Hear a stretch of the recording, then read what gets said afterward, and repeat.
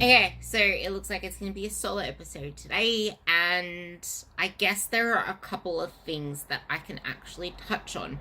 So, the first thing is, I guess, having a physical goal and your ways of reaching it and how to reach it successfully and sustainably.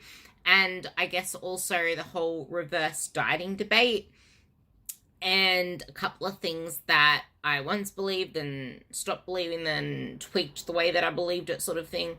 So let's start off with the actual physical goal. So, with physical goals, one thing to really, really remember is that your brain is the center of everything, as I touched on in the very first episode. Your brain is connected to your spine, which innervates the muscles, it innervates your organs, and it pretty much gives your body life, and thus it's like that chemical messenger, the chemical impulses, electrical impulses, that's the word I was looking for.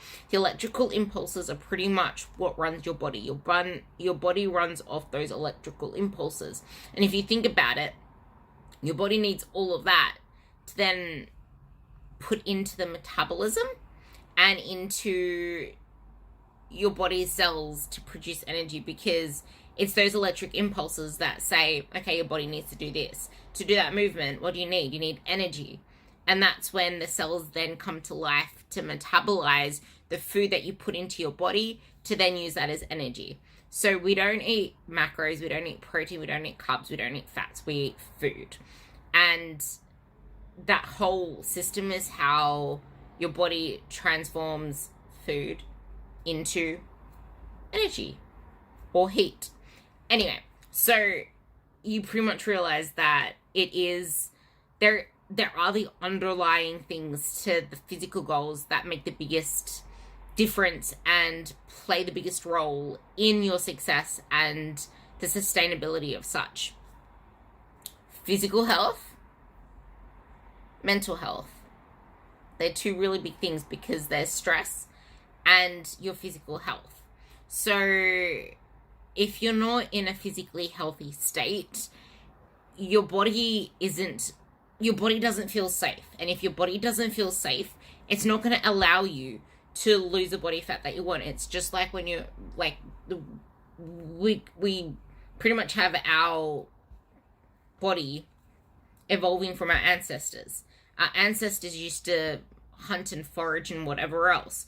If there's a saber-toothed tiger coming to kill you, your body's gonna want to save as much energy as it can so it doesn't expend as much energy and just bolt. You're gonna have that whole fight or flight mechanism. So your body's perception of whether it's safe or not is what enables you to then lose fat. So you'll see a lot of the time there are people that pretty much put themselves into a massive calorie deficit. Say they usually eat about whatever they usually eat, and then they're like, I'm going to eat 1,200 calories or 1,600 calories. Let's start with 1,600. 1,600 calories. At the start, you're not going to see much happen. You're not going to see that much at all happen in the first week. But they want everything to happen overnight. So at the same time as those 1,600 calories, they start walking more. They start doing this more. They start overwhelming themselves. And it can go two ways. It can go overwhelming themselves so much that they slack back completely, but now they're too afraid to lift up their food, and that big burst of activity for so long and then pulling it back, gain weight. Because your body adapted to that with all that activity. Now you can't be bothered doing all that anymore. Pull that back, gain weight.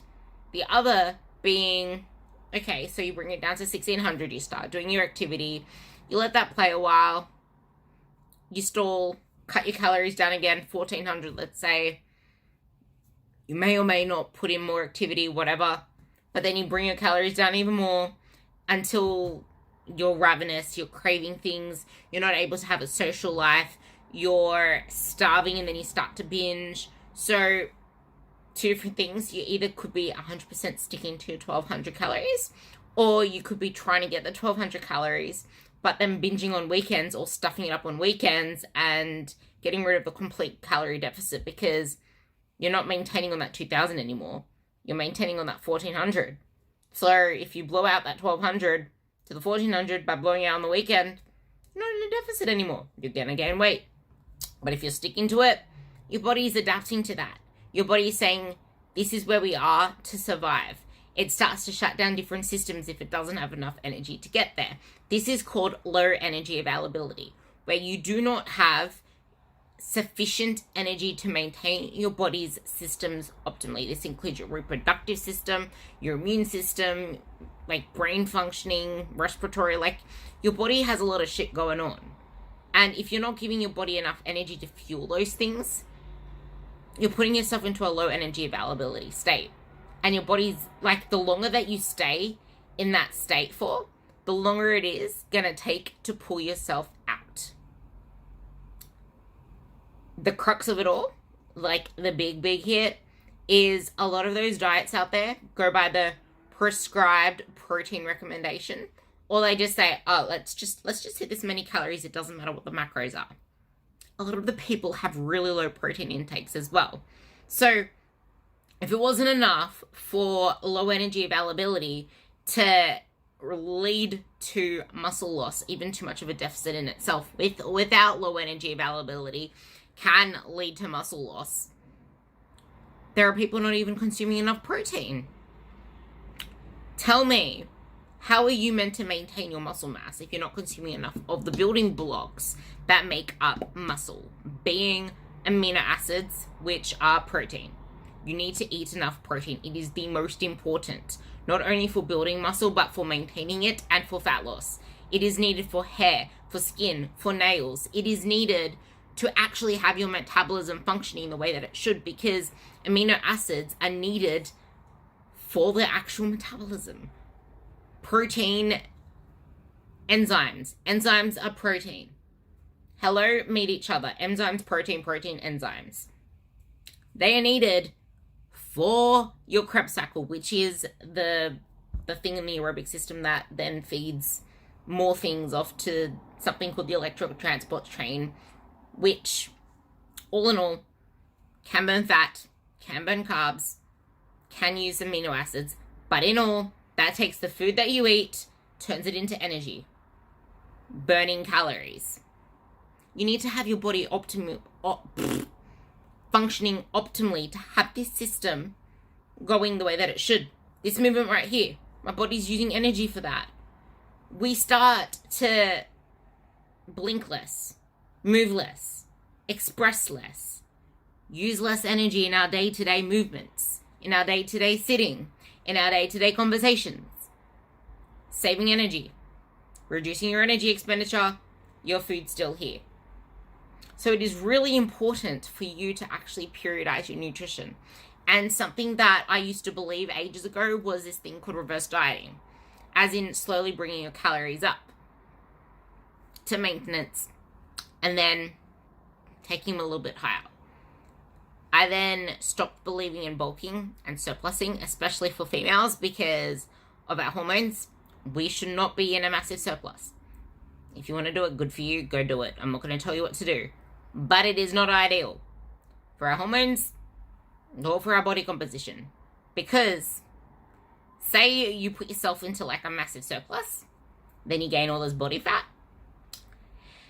Not only is it going to mess up with up here, but then you have to lose that body fat.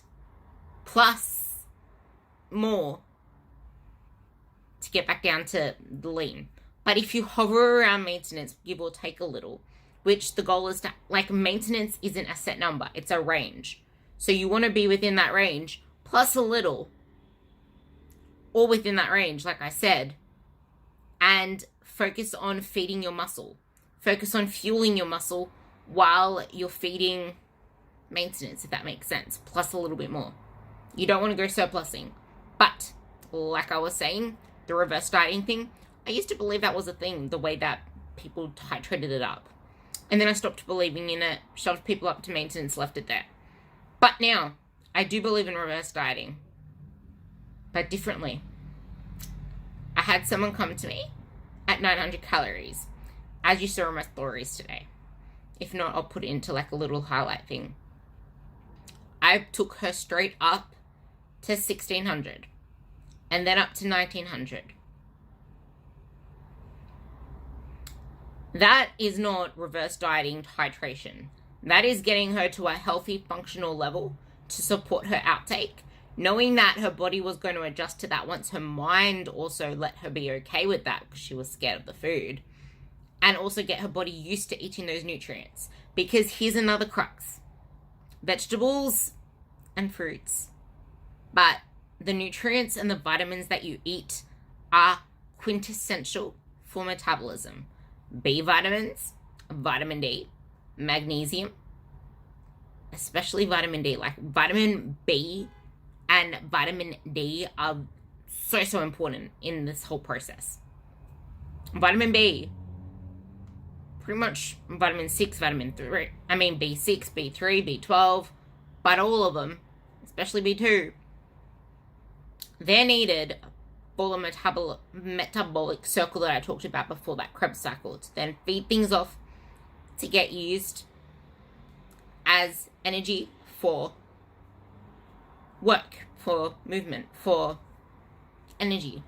What you eat, there. But you need the B vitamins, you need the protein, you need all of these components. If you're not eating enough of what you need, this system slows down. You don't have enough of the byproducts, the substances that you need to make your metabolism work, which is why sometimes I actually give my girls a B vitamin or a simple multivitamin that doesn't cost an arm and a leg. Because even if you are eating plentiful of food, if you're insulin resistant, it's sometimes really hard for you to actually shuttle those nutrients to where you need to be. If you have gut issues, gut dysbiosis, your body's gonna be unable to actually absorb those nutrients out of your food. So it does matter where you get your food from. And you do not eat macros, you eat food, which has vitamins, minerals, and macros within it. And it's important for you to look after your overall health, for you to take into consideration that you need to periodize your nutrition. You can't just live in a deficit the whole time for everything I talked about above. No, you don't need to jump your food all the way up, plus some. But you also should not be titrating your food up a little bit at a time, because you're prolonging the whole process of getting your body back to a functional level. So that kind of addresses that part. Stress and all the other stuff I will be talking about with Phoenix on the next call. She'll probably watch this one. She will watch this one. And we will extend this one further with the both of us. I'm sure that she's experienced her own thoughts and experiences through both reverse dieting, through recovery dieting, where you jump the way up, and has had different tactics with her clients. But I hope that this episode gave you some food for thought